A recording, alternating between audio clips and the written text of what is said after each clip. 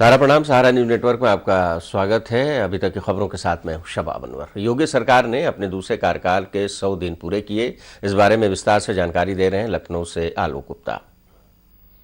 प्रधानमंत्री मोदी एवं कई केंद्रीय मंत्रियों की मौजूदगी में राजधानी लखनऊ के अटल बिहारी वाजपेयी इकाना स्टेडियम में योगी आदित्यनाथ ने मुख्यमंत्री पद की शपथ 25 मार्च 2022 को ली थी। योगी ने अपने 52 सहयोगी मंत्रियों के साथ देश के सबसे बड़े सूबे यूपी की कमान लगातार दूसरी बार संभाली है। आइए हम आपको बताते हैं योगी सरकार के 100 दिन की महत्वपूर्ण उपलब्धियां क्या हैं।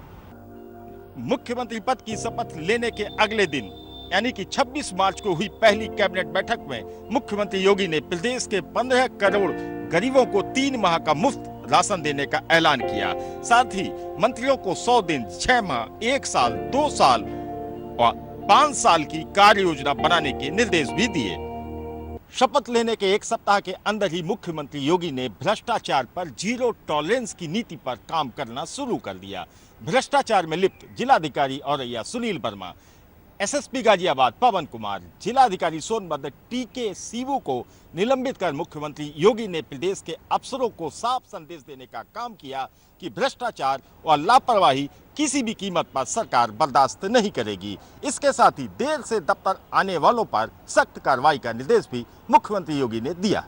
अप्रैल माह में मुख्यमंत्री योगी ने 100 दिन में 10,000 पुलिस कर्मियों की भर्ती प्रक्रिया पूरी करने के निर्देश दिए।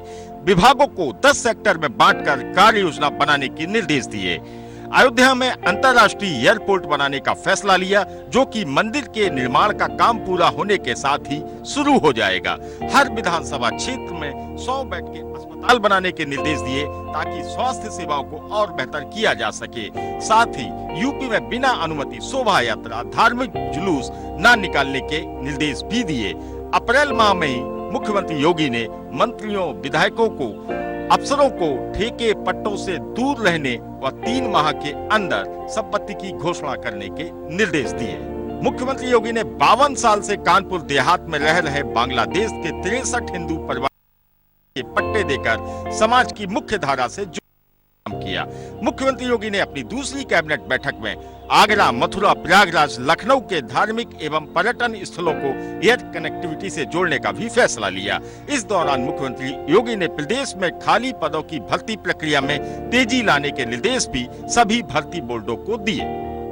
मई माह में प्रधानमंत्री नरेंद्र मोदी ने लुम्बिनी व कुशीनगर से लौटने के बाद लखनऊ में मुख्यमंत्री आवास पर नव नियुक्त मंत्रियों से मुलाकात की और उन्हें प्रदेश के विकास को लेकर कई गुरु मंत्र देने का काम किया।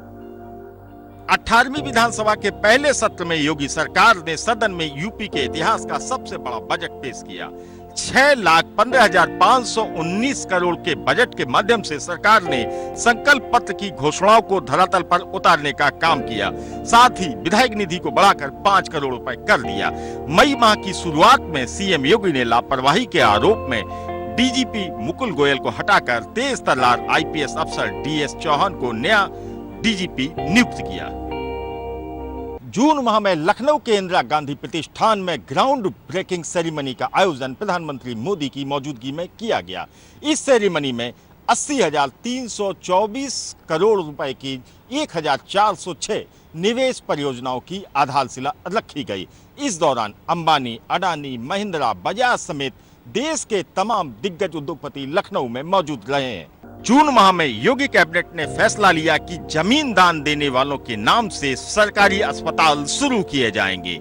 हाई स्कूल एवं इंटर के नतीजे भी इसी महीने आए और इसके बाद मुख्यमंत्री योगी ने मेधावी बच्चों से मुलाकात कर बधाई एवं हौसला अफजाई की। मुख्यमंत्री योगी ने बच्चों से कहा कि मेहनत कीजिए क्योंकि इसका कोई विकल्प नहीं है। स्वामित्व योजना के तहत मुख्यमंत्री योगी ने 11 लाख परिवारों को डिजिटल खतौनी सौंपी।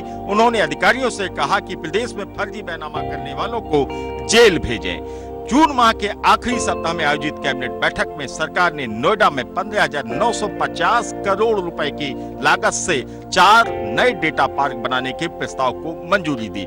इससे प्रदेश के 4,000 लोगों को रोजगार मिलेगा। इसके साथ ही जून माह के अंतिम सप्ताह में मुख्यमंत्री योगी ने योजना को सितंबर तक और बढ़ाकर गरीबों के प्रति संवेदनशील सरकार का एहसास प्रदेशवासियों को कराया। 100 दिनों की बात करें तो मुख्यमंत्री योगी की प्राथमिकता प्रदेश को नए भारत का नया यूपी बनाने की रही है। पार्टी के स्तर पर देखें तो 100 सदस्यीय विधान परिषद में भाजपा के सदस्यों की संख्या बढ़कर 73 पहुंच गई। आजमगढ़ और रामपुर की लोकसभा सीटें जीतकर मुख्यमंत्री योगी ने संदेश दे दिया कि डबल इंजन की सरकार पर जनता को पूरा भरोसा है। समय के लिए लखनऊ से कैमरामैन तीर्थंकर गुहा के साथ आलोक गुप्ता। और योगी सरकार के दूसरे कार्यकाल का पहला बजट पेश किया गया और प्रदेश के इतिहास में सबसे बड़ा बजट भी है। विस्तार से जानकारी दे रहे हैं रजत सिन्हा। जब तक हमारे लक्ष्य ऊंचे नहीं होंगे तब तक हमारी उपलब्धियां भी बड़ी नहीं होंगी, यह कहना है प्रदेश के मुख्यमंत्री योगी आदित्यनाथ का। इसी का नतीजा है कि योगी सरकार पार्ट 2 का पहला बजट 6,15 करोड़ का पेश हुआ है, जो प्रदेश का अब तक का सबसे बड़ा बजट है, जिसमें प्रदेश के सर्वांगीण विकास को समाहित किया गया है। योगी सरकार प्रदेश के विकास को 19.6% की दर से वृद्धि करने में सफल हुई है। प्रदेश के 2,55,00,000 किसानों को पीएम किसान योजना से लाभान्वित किया गया है। 5 सालों में बढ़ोतरी करके बजट का 36.5% अपनी आय से किया। वित्तीय प्रबंधन से कर चोरी को रोका है। पहले बजट का 8% सरकार पुराने ऋणों के देय में खर्च करती थी, अब यह 7.6% रह गई है। इस दौरान योगी सरकार ने प्रति व्यक्ति आय को दुगना करने में सफलता पाई है। औद्योगिक विकास को एक नई गति दी है। योगी सरकार ने 5 सालों में 9,52,000 करोड़ का ऋण वितरित किया। बैंकों के व्यवसाय बढ़े हैं, लोगों को सुविधा मिली है। योगी सरकार में उत्तर प्रदेश का बजट प्रबंधन महत्वपूर्ण रहा है। कोरोना की चुनौतियों और इंफ्रास्ट्रक्चर के अभूतपूर्व कार्यों, लोक कल्याण की अनेक योजनाओं के बाद भी सरकार ने FRBM को तय सीमा 4.5% के सापेक्ष स्वयं को 3.96% तक ही रखा है। यह सरकार का कुशल वित्तीय प्रबंधन ही है। बीजेपी ने 2022 के विधानसभा चुनाव से पूर्व एक लोक कल्याण पत्र जारी किया था। इस संकल्प पत्र में कुल 130 घोषणाएं की गई थीं, जिसमें 97 संकल्पों को योगी सरकार ने अपने पहले ही बजट में स्थान दिया है। इसके लिए 54,883 करोड़ रुपए का प्राविधान किया गया है। योगी सरकार ने वर्ष 2017-18 में अपना पहला बजट किसानों को समर्पित किया था। वर्ष 2018-19 का बजट औद्योगिक विकास तथा बुनियादी ढांचागत सुविधाओं के लिए था। वर्ष 2019-20 का बजट महिला सशक्तिकरण के लिए समर्पित था।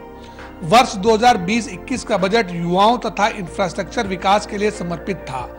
वर्ष 2021-22 के बजट का केंद्र बिंदु राज्य के विभिन्न वर्गों का स्वावलंबन से सशक्तिकरण था, जबकि वर्ष 2022-23 का बजट आत्मनिर्भर उत्तर प्रदेश एवं अंत्योदय की संकल्पना को समर्पित है। वित्तीय वर्ष 2022-23 का बजट प्रदेश का अब तक का सबसे बड़ा बजट है। 5 वर्षों में प्रदेश के बजट के आकार में 2 गुने से अधिक की वृद्धि योगी सरकार की प्रदेश की अर्थव्यवस्था को विस्तार देने की प्रतिबद्धता को दर्शाता है। योगी सरकार ने कोरोना कालखंड में भी प्रदेशवासियों पर कोई अतिरिक्त कर नहीं लगाया। सभी के भरण पोषण की व्यवस्था की, जबकि तमाम राज्य सरकारों ने वेतन में कटौती की थी। योगी सरकार ने किसी भी कर्मचारी की वेतन में कटौती नहीं की। इसके बावजूद सरकार ने बजट के दायरे को बढ़ाने के लिए राजस्व संग्रह को भी बढ़ाया। वर्ष 2016-17 में राज्य का कर राजस्व लगभग 86,000 करोड़ रुपए था, जो वर्ष 2021-22 में 80% बढ़कर 1,55,000 करोड़ रुपए से अधिक हो गया। वर्ष 2016-17 में जीएसटी और वैट से लगभग 51,800 करोड़ रुपए की धनराशि प्राप्त होती थी, जो कोविड के बावजूद वर्तमान में बढ़कर लगभग 90,000 करोड़ रुपए हो गई है। इजी ऑफ डूइंग बिजनेस में आज उत्तर प्रदेश नंबर 2 पर है। प्रदेश का यह बढ़ा हुआ राजस्व राज्य के विकास का आधार बन रहा है। प्रदेश की छवि बदली है। योगी सरकार के विशेष प्रयासों का ही नतीजा है कि कन्नौज में पिछले 5 वर्षों में 55 नई इकाइयां स्थापित हुई हैं। इत्र से लगभग 800 करोड़ रुपए का वार्षिक व्यापार हो रहा है। 6,000 करोड़ के ब्रास का सामान निर्यात हो रहा है। भदोही का कालीन उद्योग बंदी की कगार पर था, लेकिन आज 4,000 करोड़ का एक्सपोर्ट हो रहा है। फिरोजाबाद का कांच उद्योग नई ऊर्जा से आगे बढ़ रहा है। योगी सरकार ने बीते 5 साल में एयरपोर्ट की स्थापना विकास के लिए लगभग 6,042.39 करोड़ रुपए खर्च किए हैं। डिफेंस कॉरिडोर की घोषणा 2018 में प्रधानमंत्री नरेंद्र मोदी ने की थी, जिसमें 6 नोड हैं। सरकार यहां पर 1598.84 हेक्टेयर भूमि प्राप्त कर चुकी है। 8,640 करोड़ रुपए के MOU भी हो चुके हैं। यहां ब्रह्मोस मिसाइल बनने जा रही है। प्रदेश की पावर ट्रांसमिशन कैपेसिटी 2016-17 में 16,348 मेगावाट थी, जो 2021-22 में बढ़कर 28,000 मेगावाट हो गई है। वर्ष 2017-22 की अवधि में उत्पादन क्षमता भी 1980 मेगावाट की बढ़ गई है। नमामि गंगे परियोजना के साथ साथ सहायक नदियों के लिए भी योजना बनाई गई है। कानपुर के जाजमऊ और सीसामऊ में गंगा जी के गंदे पानी को गिरने से रोकने के लिए प्रभावी प्रयास किए गए हैं। आज यह सेल्फी पॉइंट बन गया है। सैनिक स्कूल में अब बालिकाओं को भी प्रवेश दिया जाए, यह काम योगी सरकार ने किया है, जिसके लिए स्कूल में सीट क्षमता को दोगुना किया गया है।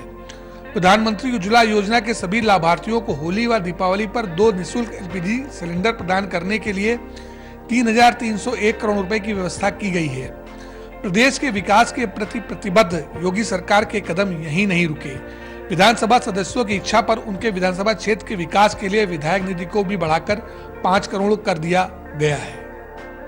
योगी सरकार का संकल्प है विकास सबका, तुष्टीकरण किसी का नहीं। राशन हो या आवास, कोई लाभार्थी यह नहीं कह सकता कि उसको मजहब जाति के आधार पर योजना का लाभ मिला है। सरकार की तमाम लाभकारी योजनाओं को देखकर कहा जा सकता है कि सरकार पूरी मजबूती से उत्तर प्रदेश की 25 करोड़ जनता के हित के लिए काम कर रही है। सारा समय के लिए लखनऊ से कैमरामैन रजनीश कुमार के साथ रजत सिन्हा। 25 मार्च को प्रदेश के मुख्यमंत्री के रूप में दोबारा शपथ लेने वाले मुख्यमंत्री योगी आदित्यनाथ ने अपने मंत्रिमंडल में 52 सदस्यों को शामिल किया। विभागों के बंटवारे के तुरंत बाद 100 दिन की कार्ययोजना बनाने के निर्देश भी दिए। इन पर अमल के लिए कार्ययोजना की समीक्षा भी की।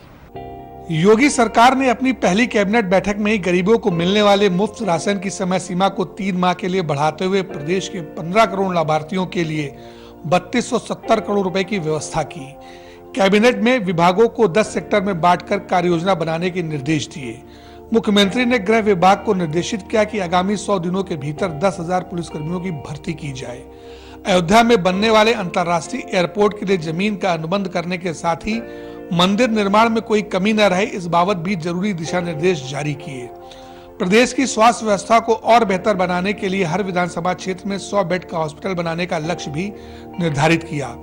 कानून व्यवस्था को बेहतर बनाने के लिए प्रदेश में बिना अनुमति के शोभा यात्रा और धार्मिक जुलूस निकालने पर प्रतिबंध लगा दिया। बांग्लादेशी हिंदू परिवारों को योगी सरकार ने बनाया जमीन का मालिक, जिससे 52 साल बाद बांग्लादेश के 63 हिंदू परिवारों को मिली राहत।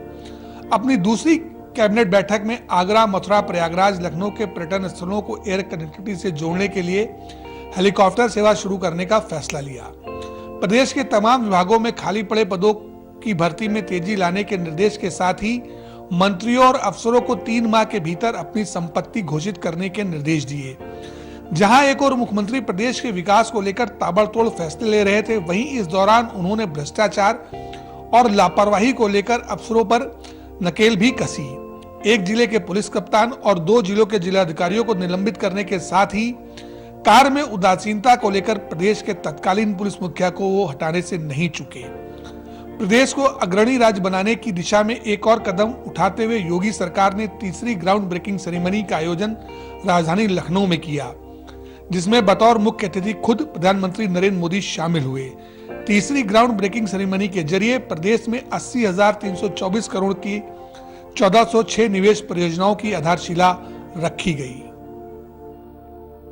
प्रदेश को देश का 1 नंबर राज्य बनाने की दिशा में अग्रसर योगी सरकार ने अपने दूसरे कार्यकाल के 100 दिनों में तमाम ऐसे फैसले लिए हैं, जिसे देखकर ये कहा जा सकता है कि केंद्र सरकार की तमाम योजनाओं में नंबर 1 होने का गौरव प्राप्त कर चुके प्रदेश के लिए वह दिन दूर नहीं जब प्रदेश अपने विकास के नए कीर्तिमान लिखेगा। सरकार ने अपनी कैबिनेट बैठकों के जरिए भी तमाम ऐसे फैसले लिए हैं, जिससे प्रदेश के विकास को एक नई गति मिलने के साथ ही प्रदेशवासियों को काफी फायदा हो रहा है। सारा समय के लिए लखनऊ से कैमरामैन रजनीश कुमार के साथ रजत सिन्हा। योगी पार्ट 2 में इन 100 दिनों में पुलिस विभाग में कई काम हुए हैं। ज्यादा जानकारी दे रहे हैं संवाददाता संजीव सिंह। उत्तर प्रदेश के मुख्यमंत्री योगी आदित्यनाथ के निर्देश पर प्रदेश की कानून एवं व्यवस्था को और बेहतर बनाए जाने तथा अपराधियों पर प्रभावी नकेल कसने के लिए गृह विभाग द्वारा 100 दिनों हेतु निर्धारित कार्ययोजना को पुलिस ने 100% पूरा करने में सफलता हासिल की है। गैंगस्टर एक्ट में 500 करोड़ रुपए के लक्ष्य में 884 करोड़ रुपए की वसूली की गई। प्रदेश भर में थाना स्तर पर टॉप 10 अपराधियों के 15,000 लक्ष्य के विरुद्ध कुल 16,158 टॉप 10 अपराधी चिन्हित किए गए।